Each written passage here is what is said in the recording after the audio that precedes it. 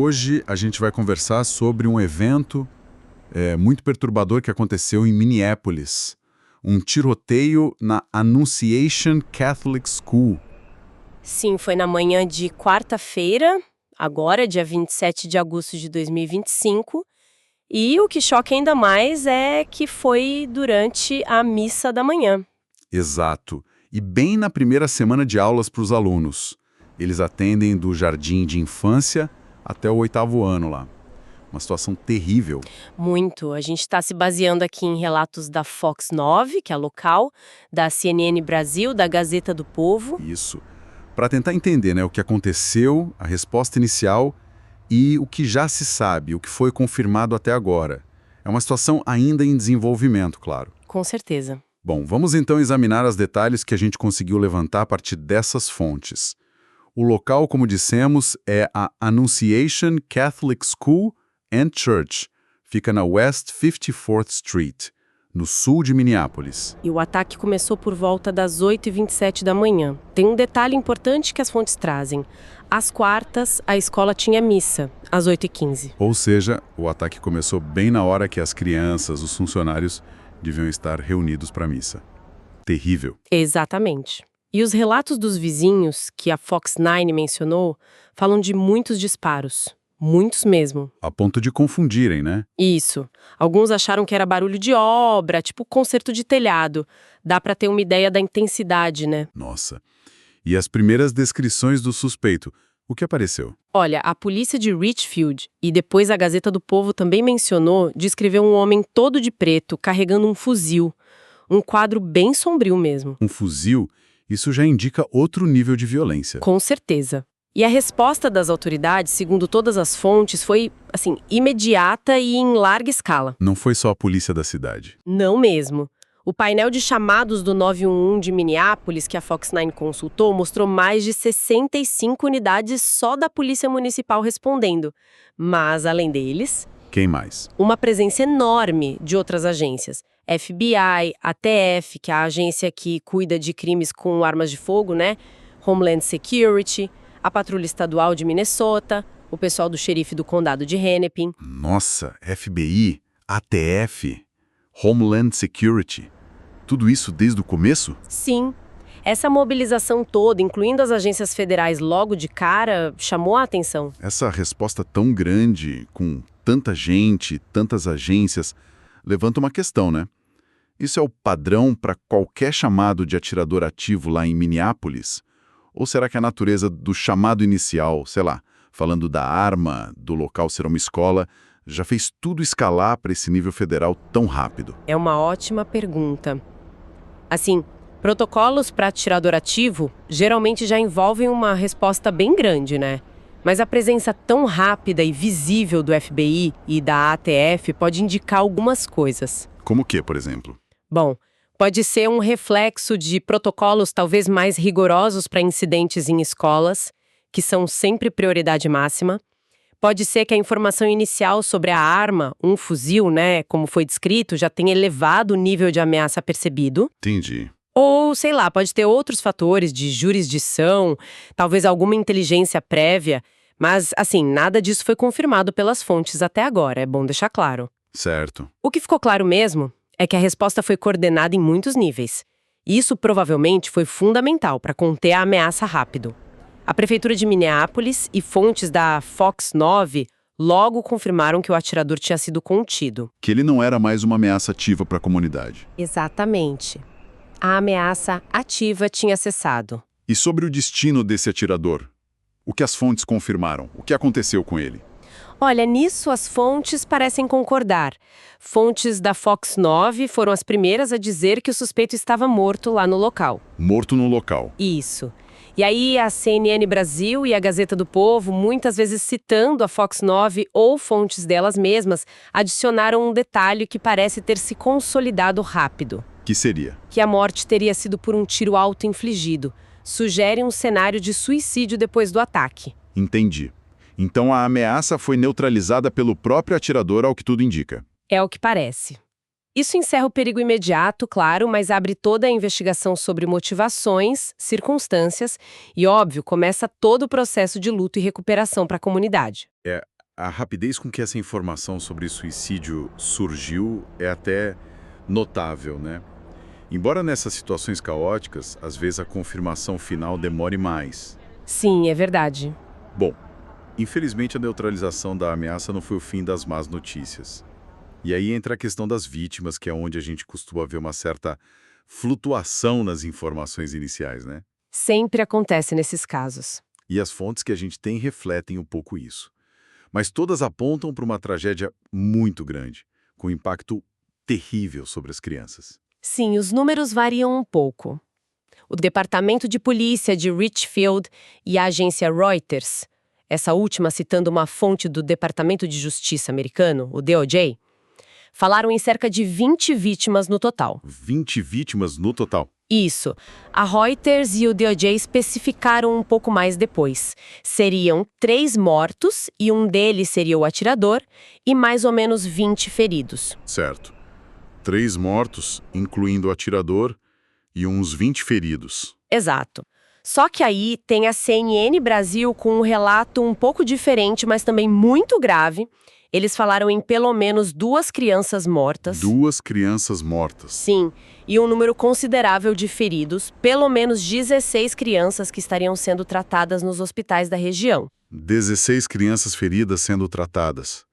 E a Associated Press. A AP, pela Fox 9, focou num hospital específico, o Hennepin County Medical Center, em Minneapolis. Disseram que 5 crianças estavam recebendo tratamento lá. Entendo.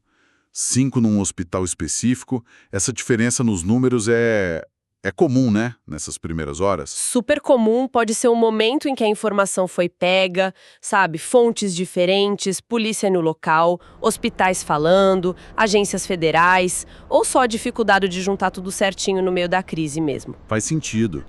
E teve uma membra do Conselho Municipal de Minneapolis, Katie Cashman, que também falou sobre isso, né? Falou.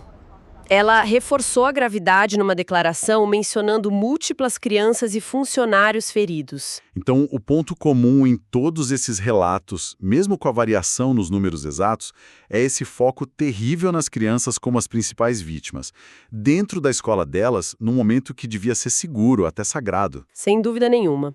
E o impacto disso lá no local, mesmo depois que o atirador foi contido, foi descrito como algo avassalador. Imagino a cena. A CNN Brasil e a Gazeta do Povo descreveram uma área que montaram para reunificar os pais com os filhos. Falavam de pais esperando, muito ansiosos, sabe? Muitos chorando, se abraçando, de mãos dadas. Aquela espera agonizante por notícia, pelo reencontro. E tudo isso amplificado por aquele contexto que você mencionou lá no começo. A primeira semana de aulas. Exatamente. O governador Tim Walz fez questão de destacar isso na declaração dele, disse que estava rezando pelas crianças, pelos professores e que essa violência horrível marcou justamente o começo do ano letivo.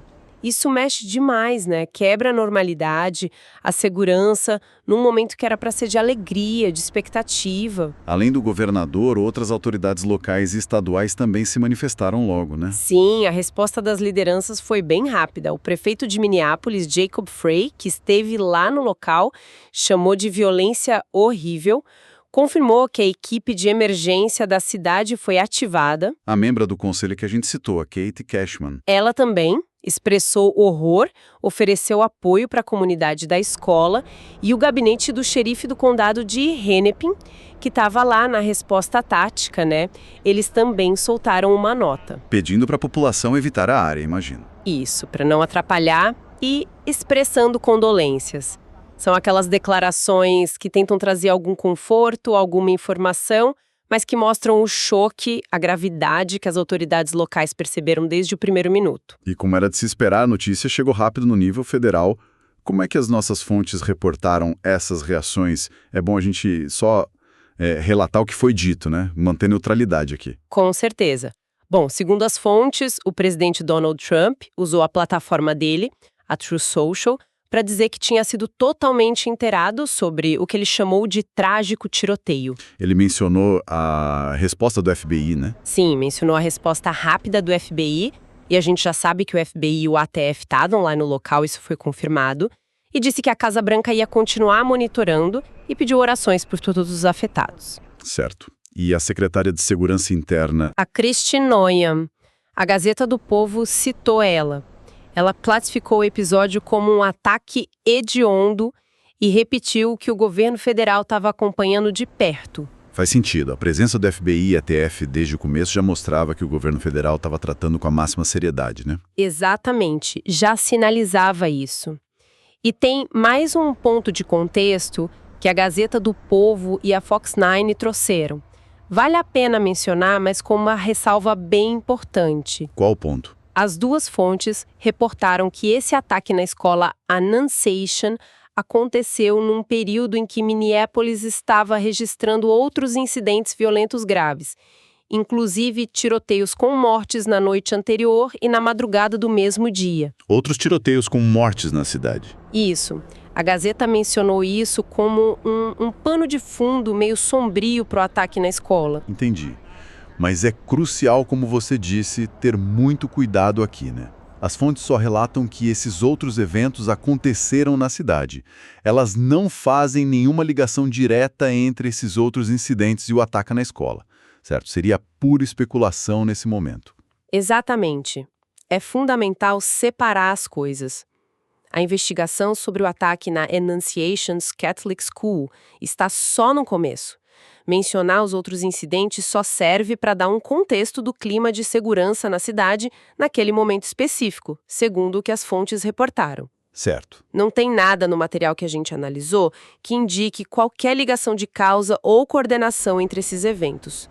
O foco da investigação e da nossa conversa aqui continua sendo estritamente o que aconteceu na escola Annunciation. Tentar ligar os pontos sem prova seria irresponsável. Perfeito. Bem colocado. Então, recapitulando o que as fontes nos permitem dizer com alguma segurança até agora. Tivemos um ataque a tiros devastador na Annunciation Catholic School and Church, em Minneapolis. Foi durante a missa da manhã, logo na primeira semana de aulas. O suspeito, descrito como um homem de preto com um fuzil, foi contido e está morto. As fontes indicam que foi por suicídio. E, infelizmente, múltiplas vítimas.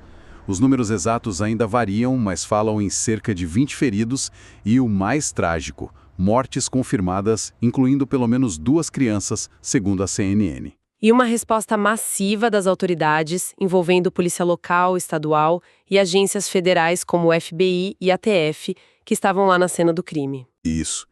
E reações de choque e promessas de acompanhamento vindas de autoridades em todos os níveis, local, estadual e federal. Olhando para tudo isso que a gente conversou, o que mais se destaca? Qual o significado mais profundo que a gente pode tirar desses fatos iniciais? Olha, pensando no conjunto todo das informações, o que realmente impacta é a violação brutal de espaços que a nossa sociedade vê como fundamentalmente seguros. Ou até sagrados, né? Uma escola primária. Uma igreja. Exato. Uma escola primária. Uma igreja. Durante um ato religioso e na primeira semana de aulas. Cada uma dessas coisas, sozinha, já seria chocante. A combinação delas cria uma sensação de vulnerabilidade que é extrema. É verdade. As fontes descrevendo a angústia dos pais, a resposta enorme das autoridades, o horror nas palavras das lideranças, tudo isso mostra o quanto esses eventos abalam a nossa percepção coletiva de segurança. Dá uma sensação de que nenhum lugar está realmente imune, né? Exatamente. E isso força a gente a encarar perguntas difíceis sobre a segurança nesses ambientes que são, pilares da comunidade. Não só segurança física, imagino. Não só, mas a segurança psicológica também. A confiança de que as crianças podem ir para a escola, que as pessoas podem ir a um serviço religioso sem ter medo pela própria vida. Quando a violência entra nesses lugares, ainda mais em momentos tão simbólicos como o começo do ano letivo ou uma missa, o impacto vai muito além das vítimas diretas, reverbera demais. Então, o pensamento que fica olhando estritamente para o que as fontes contaram sobre esse evento específico não é nem tanto sobre as causas, as motivações, que a gente ainda não sabe, mas sobre as consequências dessa violação. Sim. A questão que emerge, talvez para a gente pensar, é sobre o que significa para uma comunidade quando os lugares que são feitos para o aprendizado, para a fé, para o crescimento, viram um cenário de violência extrema. Como é que se reconstrói a sensação de segurança, não só com medidas práticas, mas no imaginário coletivo mesmo, depois que uma linha tão fundamental é cruzada desse jeito? É uma ferida que vai muito além dos muros da escola Annunciation, sabe? Toca em algo essencial sobre como a gente vive junto.